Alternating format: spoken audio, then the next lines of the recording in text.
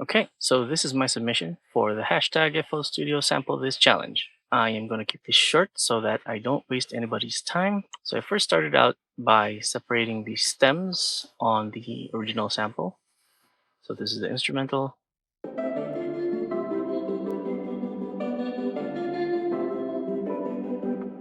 And then I took the vocal. Can you feel it? Can you feel it? There we go. So you might notice already that the instrumental is pretty different. So what I did was add OTT and then EQ to take out the highs, also the lows. Then use a towel filter for volume automation. So it gives it that up and down motion. You know what I mean? Sorry, my brain isn't working right now. Then reverb just to wash it out a bit. Then just to clean up some low end, another EQ. Then gain control to control that tail. And then on the vocal, so frequency shifter, I ended up not using it because I wanted to make a build up to the vocals, but I thought that I would be extending the song like too much if I added like a second breakdown before the build up. And then overdrive just to make it a bit louder. I didn't really touch it. Just putting on overdrive made it a bit louder, so I didn't have to touch the distortion knob, and then just turn down the gain just a bit. If it was too loud, then a soft clipper just to keep it level. Probably bring up that distortion a bit more. Then chorus. There wasn't much of a difference with the chorus. Can you feel it? Can you feel it? Can you feel it? Can you feel it? There is a subtle change, but I thought that it would make it more wide. So that's what I did. Then EQ to clean it up. Next I added was these pizzicato strings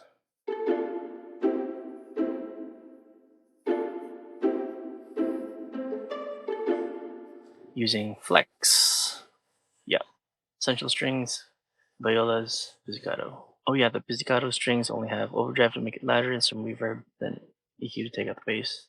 And then after that, I added this cello, just to uh, turn up like the tempo or like the pace of everything. And it sounds like this.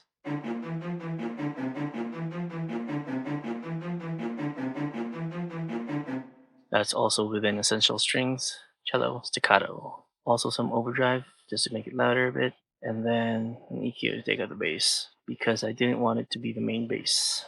Now, I wanted to go for a bass line, but I couldn't really figure out a bass that goes with the instrumental.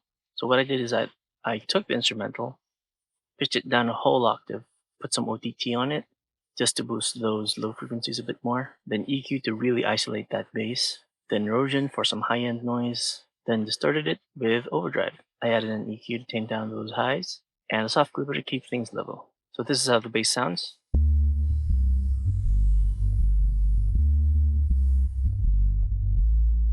Obviously, I added some transitional effects just to ease in within each like section of the arrangement. The drums are pretty simple.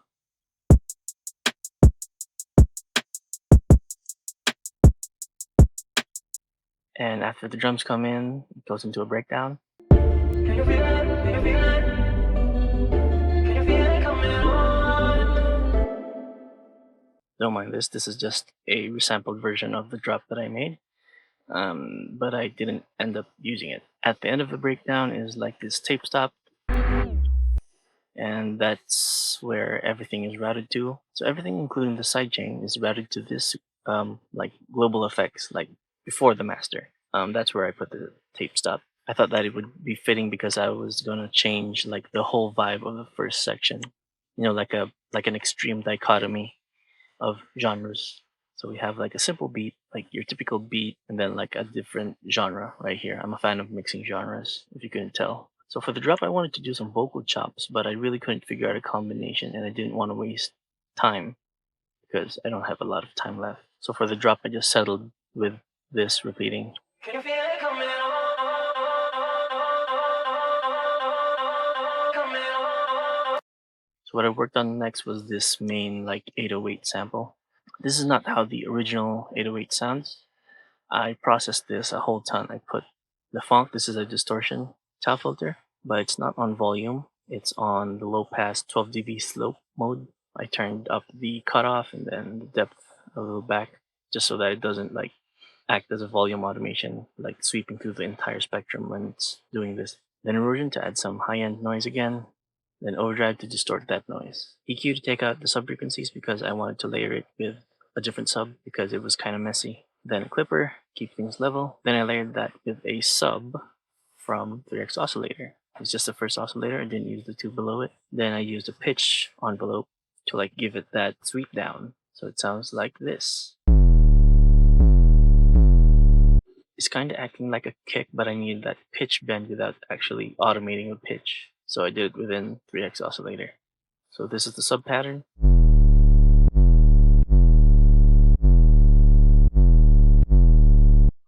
And on the B section, the sub kind of switches up.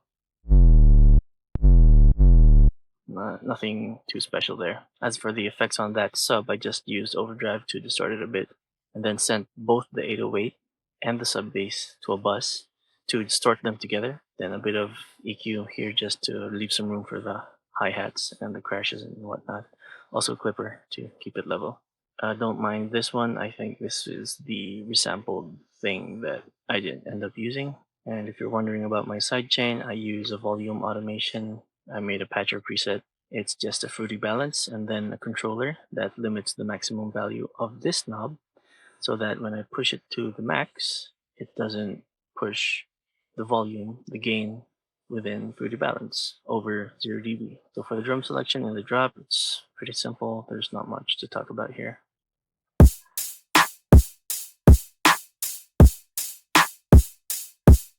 And on the B section is kind of like a switch up on the drum pattern.